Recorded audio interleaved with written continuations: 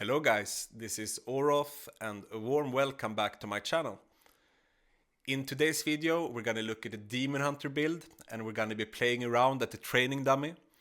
And before we begin, I would like to say that training dummy builds are maybe not the optimal builds for other types of content.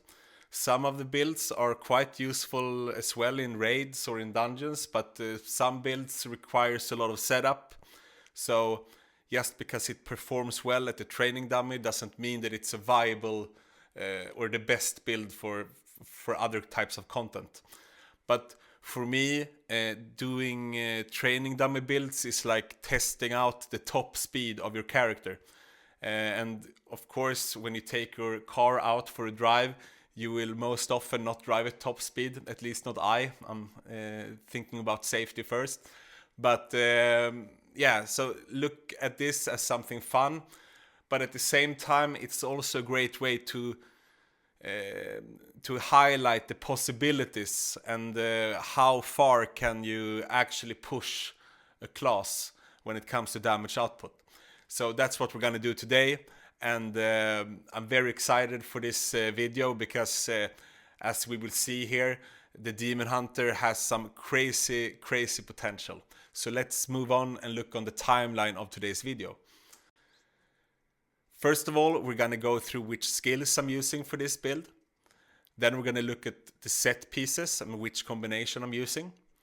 We're gonna, of course, look on all the essences. We're gonna go through all of my legendary gems.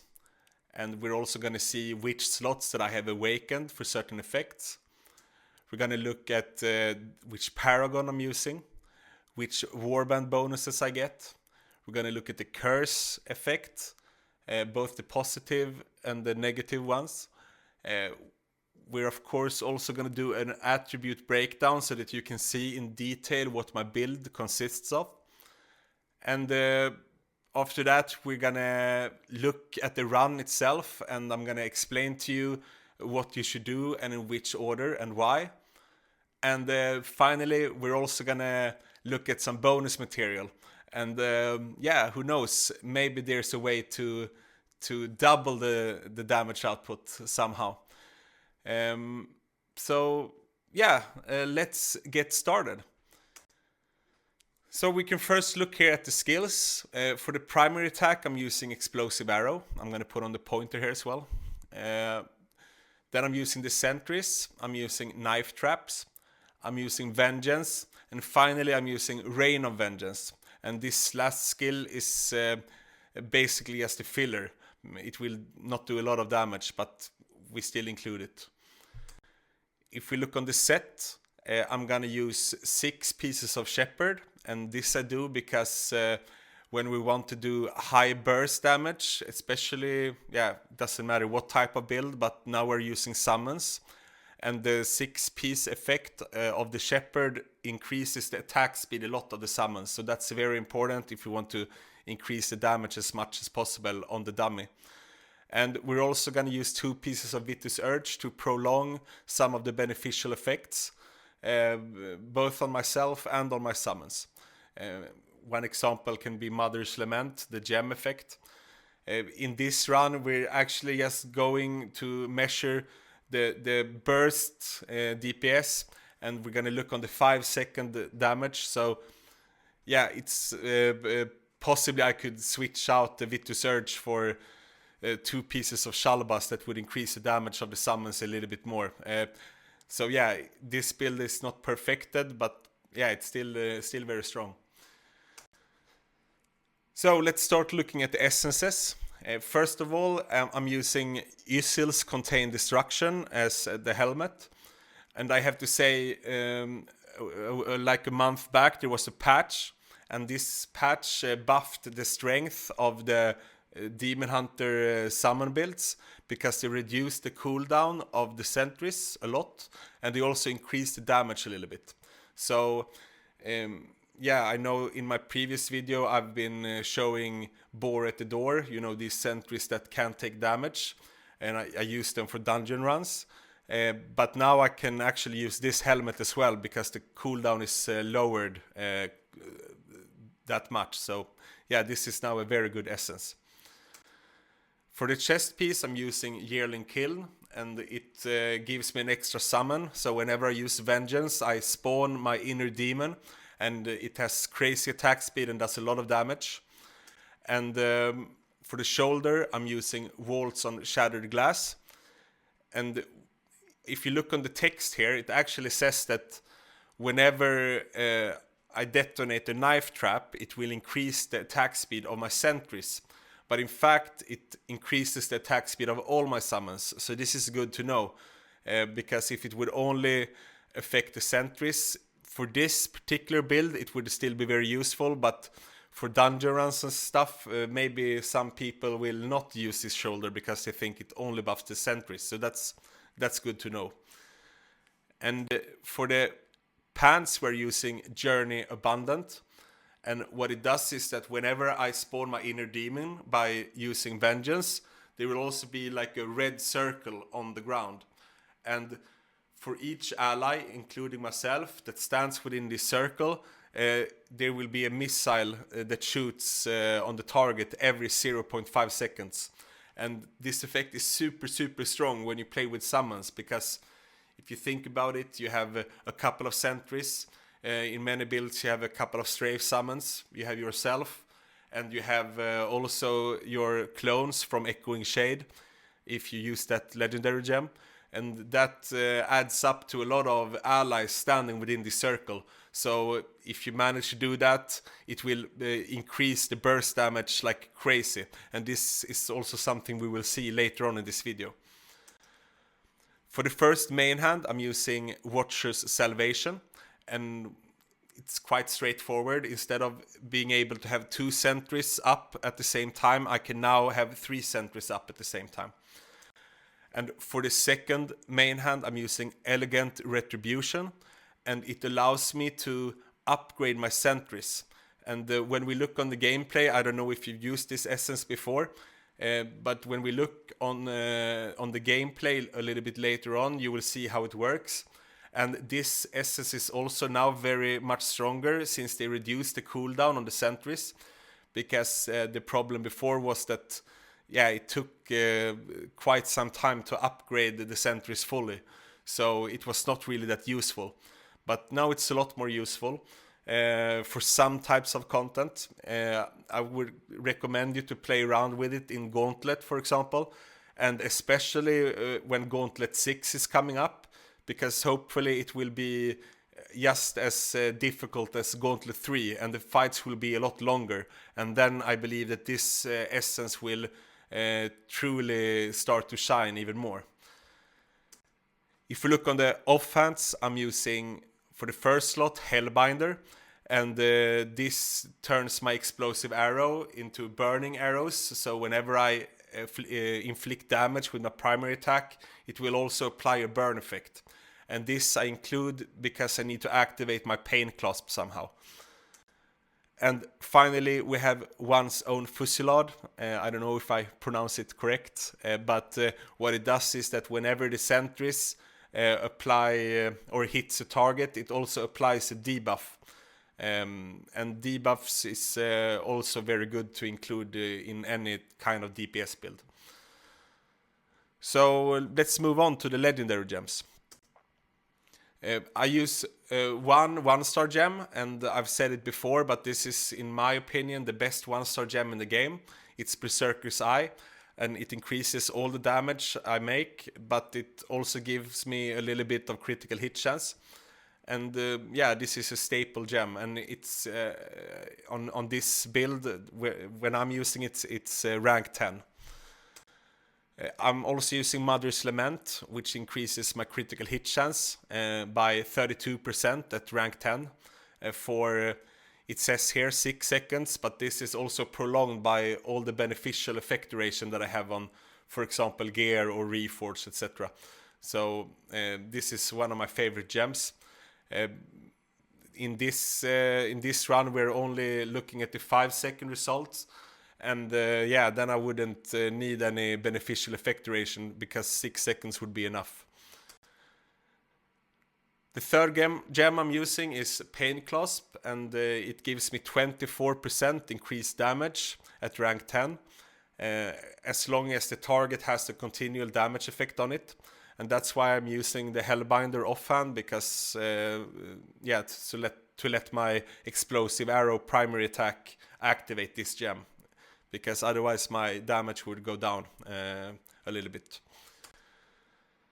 The next gem I'm using is Bloody Reach, and what it does is that the further away I'm standing from the target, the more damage I make. And this gem is especially good with summons, because it applies the effect twice.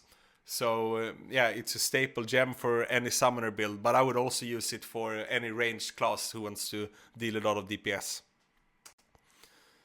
The next gem I'm using is Follower's Burden, and it gives me 18% damage when it's at rank 10.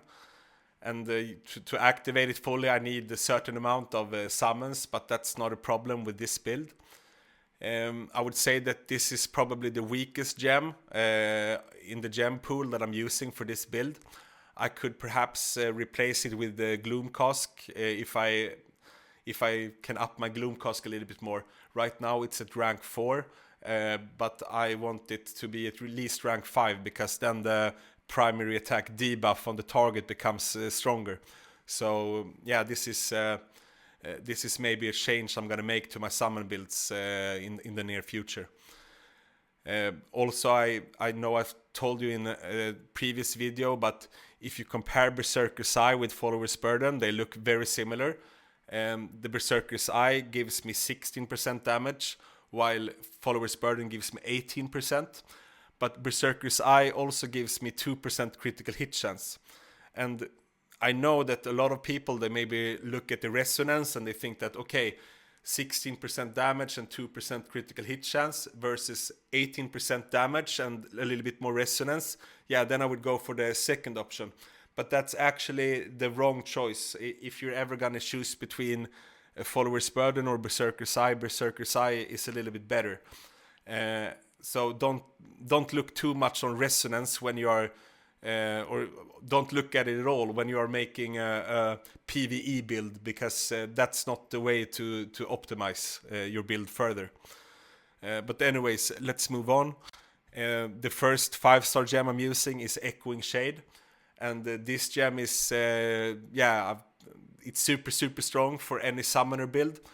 And at rank 7 and above you get 3 clones, but at rank 3 you get 2 clones, and that's good enough to make a real big impact. And if you compare Echoing Shade with any other gem in the game, there is no other gem that has the potential to deal as much damage by itself.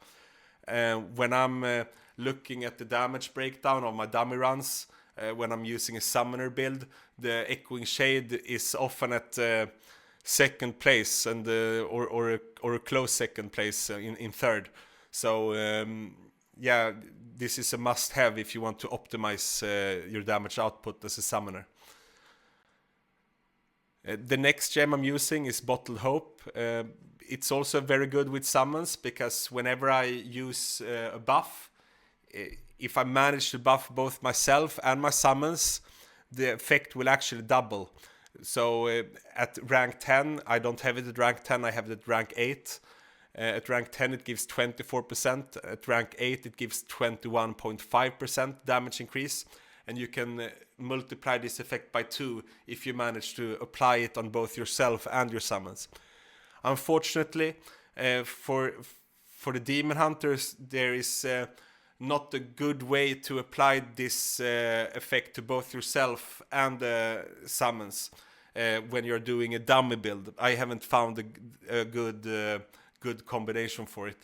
There are combinations for it in dungeons. For example, when you use a knife trap that increases the attack speed of your summons, you will apply the Bottled Hope effect on all of your summons. But there's also a main hand which says that whenever you have a strafe or whenever you have strafe active, it increases your movement speed. And this actually works with the strafe summons. So if you summon a strafe summon, it will apply the Bottled Hope effect on you, and then you will apply the Bottled Hope effect on the summons with the knife trap, and then you get the double effect. So This is just a side note you can use when running dungeons, both for the movement speed and for the extra attack buff, damage buff I mean. And for the last and final spot, I use Blood-Soaked Jade. My Blood-Soaked Jade is currently at rank 9 and gives me 21.5% damage increase. At rank 10 it would give me 24% damage increase. So these are the gems I'm using. And yeah, let's move on and look at the Paragon. For the Paragon tree, I'm using Weaver. For some reason, the Ranger Paragon tree that also looks good on paper doesn't work or doesn't seem to work on the dummy. And I'm not sure if it works with summons at all. So I still use Weaver. It's the best option for high DPS. And if we look on my Warband, I use the attacker room. And I use the one that gives me extra damage. It's possible that the one that increases attack speed is equally good, but after doing lots of tests, it feels like the one that increases damage has a slight edge, but it can also depend on which build and how much attack speed you have already. Because the more attack speed you already have, the less important any more percentages that you add into this category becomes. So yeah, this is good to know. And if we look on the remnants here, this is not an optimal set. I use Tifferus, I use Color Brutus, Coward's Rage, and Liar's Pact, War Vase, and Arrowhead of Precision. And to be honest, I'm not 100% sure if the War Vase or Liar's Pact or Coward's Rage works with the summons. I'm quite sure that Liar's Pact doesn't work with the summons. In this build, we are not standing behind the dummy anyways, but it's just good to know that Liar's Pact is probably not working with your summons. And this is something I believe because there's a legendary gem called Cutthroat's Grin that has a similar effect, and it does not apply to your summons. So keep this in mind. If we look on the Ancestral Tableau, I use the effect that increases the damage.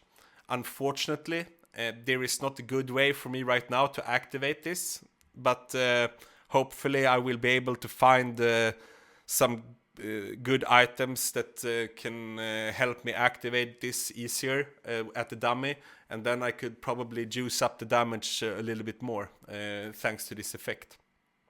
It's also possible, I haven't played around that much with the different invocation effects. There's another one that summons a Hydra, which is another summon, and it's possible that maybe that would be a better option, but yeah, that's inconclusive so far. I have to do some testing on that to be sure. So yeah, just leave it as it is right now. And we also, of course, have to look at the curse effect. As you can see here, I use the Vexed, and what it does is that whenever I summon a new summon, it will increase the attack speed by 24% for 3 seconds. And as you can see here, I only have 5 pieces and not 6. And this is because I want the cooldown to be 40 seconds. Because when it's 40 seconds, it's going to be synchronized with the effect of the Shepherd set, which also has a cooldown of 40 seconds. And when we look at the tutorial and gameplay of this specific run, I'm going to show you why this becomes so much easier when they are synchronized. And here you can also see the negative properties I get on this build currently. And there are some of them that are very negative. I get reduced primary attack damage, which is not good for a summon build. I also have, yeah, you see here, damage dealt by your summons is reduced by 4%. Also, of course, not good. And yeah, beneficial effect duration is also super important. So yeah, there are ways to improve this build by finding better pieces that don't have these type of effects. It would be better to have the negative properties such as increase the cooldown of your dash skills, or increase the cooldown of your health potion. Something like this would be a lot better. But yeah, it's still for the dummy here, the 5-second dummy, it will still perform better if I have the vexed active compared to not, even with these negative properties. So there are of course a lot of things that adds up to the power of a build, and one of the most important things to look at is the magical attributes and the reforges, and that's why I wanted to show you what it looks like currently for me. And on my necklace, my gloves, and on the rings, I have a total of 32% damage done by my summons. And this could be improved a little bit further. The max is 40%, because yeah, the maximum roll is 10% damage done by my summons on one piece. And yeah, there are 4 pieces that you can roll this attribute on. So yeah, here I have some room for improvement, but yeah, Inferno 5 is just around the corner, and I have a lot of items stashed already, so this will probably look better in a few days. If we look on the waist, the feet, my chest, and my legs, the main attribute I'm looking for is beneficial effect duration, and currently I'm at 25%, but the max is 30%. So I've been quite successful, but I have not been able to max it. If to max it, you need 7.5% beneficial effect duration on all these 4 pieces, and they're quite rare to find. And I know I've told you in previous videos, but whenever you are identifying new items, make sure that you're not salvaging anything that's actually very good for you. Don't just look on the combat rating or if it's triple stat or not. I mean, combat rating doesn't really matter at all once you're above the recommended level. And yeah, you want the correct stats. You don't want a lot of stats. You want the correct ones. So be very careful when you are salvaging. If we look on my head, my shoulders, my main hands, and my offhand, I'm looking for 3 magical attributes, and that is critical hit chance, critical hit damage, or primary attack damage. So if we look, this is what it looks like right now. I have 22% critical hit chance in total on these pieces, and optimal would be to have 24%. And then I have 27% critical hit damage or primary attack damage, and that's actually optimal. So I've managed to max that. I know I've said before that critical hit damage and critical hit chance is the best combination to find on a piece, and this is still my favorite. But when you run the numbers as a summoner and for primary attack builds, I would say that primary attack damage is just as good as critical hit damage. They are about equals. So if you find primary attack damage with critical hit chance, it's also super good.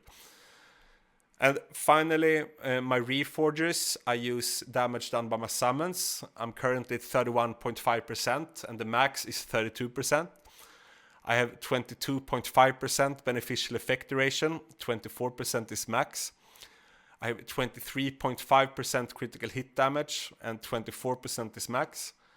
I have 13% skill damage, and 16% is max. And I have 31% primary attack damage, and 32% is max.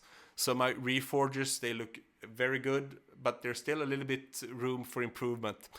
I've actually used like 600-700 reforge stones to try to upgrade one of the beneficial effect duration slots from 2.5 to 3%, but yeah, 600 stones down the drain. So it's quite difficult to max this. But this is This is a long-term project, so if you are watching this video and you maybe want to adapt your build, you don't have to feel stressed that you have to get everything in order quickly. This is something that I have been working on since launch of the game. So don't feel discouraged if you're a little bit unlucky at the beginning with the rolls on your reforges. This is something that you have to focus on in the long run. So start by rolling and try to get the correct ones, and then you can start upgrading the worst ones over time as you get more reforged stones. So this is what I would do. So yeah, this is basically the build, and now we're gonna look at what it looks like in action. I'm gonna explain to you how it works as well. So here we are at the dummy, and I start by summoning my inner demon by using Vengeance, and as soon as I do this, it will activate the 6-piece shepherd set very fast, and it will also activate the curse effect, and both of those effects has a 40-second cooldown. And when we are approaching around 20-second mark, I put out my sentries like this, and it's important to not put them too far away from you because they have to be quite close, and I'm gonna explain to you why just any second. Now we reach 40 seconds and I have to summon the inner demon again to keep the shepherd cycle synced with the curse cycle. And there you could also see this red circle on the ground, and it's very important that all of my summons stands within this circle. And over time here I'm making sure to upgrade the sentries, and when I place a sentry on top of an existing one, I can upgrade it 2 times, and it gets bigger and bigger and deals a lot more damage every time.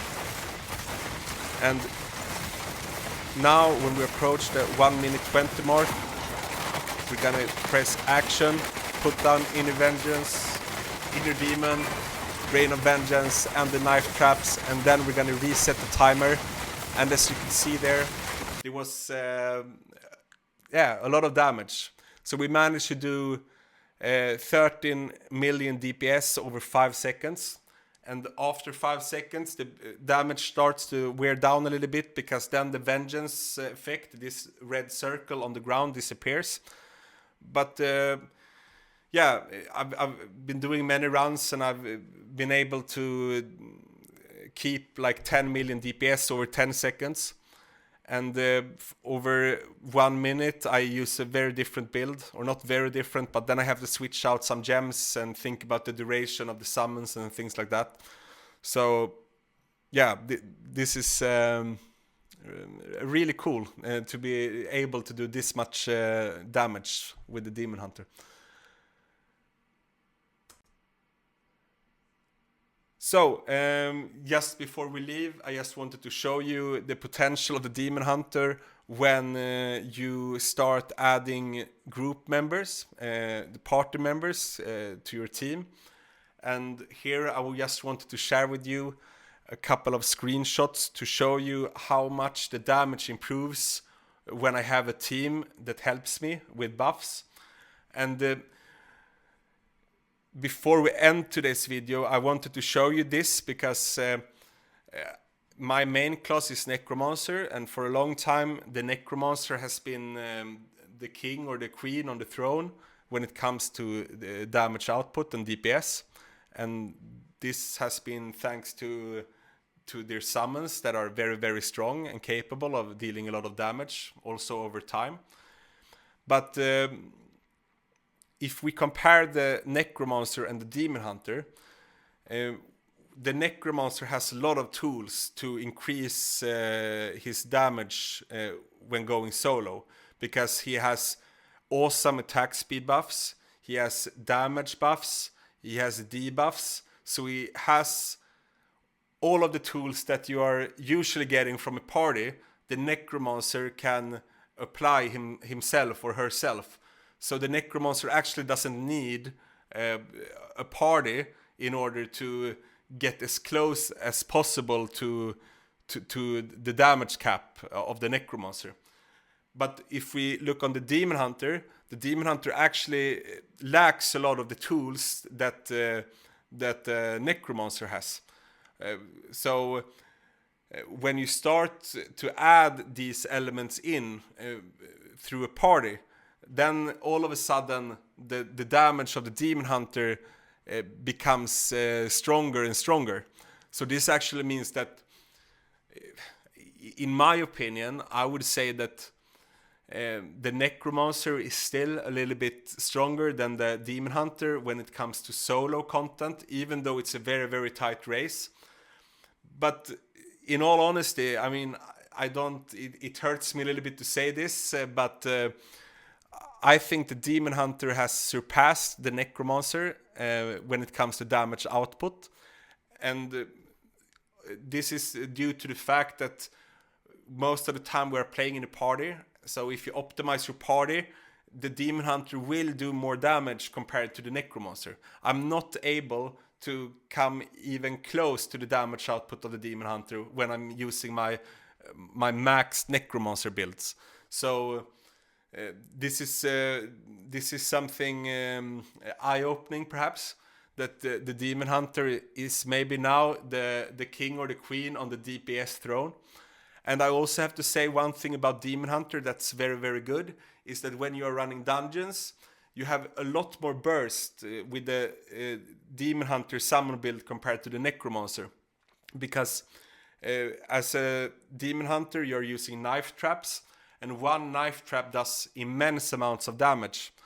And whenever you're attacking a boss, what I usually do is that I put down my summons, and then I put down all my 3 knife traps at the same time. And there's like a slight delay before they trigger and before they explode. Maybe like 0.5 seconds or something like this. But this means that after 0.5 seconds, I deal millions of damage just within 0.1 seconds. So this is a tool that the Necromancer lacks a little bit. So both in like very, very brief moments, like if you measure the damage output in 0.5 seconds, the Demon Hunter outshines the Necromancer by quite a lot. And also in this party setting. So yeah, I mean, I'm not saying that the Necromancer is a bad class. It's one of the absolute best classes. And also you have to remember that the Necromancer deals massive amounts of damage while also being able to buff the party, and both when in terms of damage and protection and attack speed. So the Necromancer is maybe still on the throne for, one may argue, on the PvE throne, but for the DPS throne, yeah, I'm willing to say that I rank the Demon Hunter slightly above the Necromancer nowadays. So yeah, thanks a lot for watching this video, and I hope you have a very nice day or a very nice evening wherever you are. And to all my clan members in Kuro, I would of course like to say Avrath El Omno Kuro. So bye bye.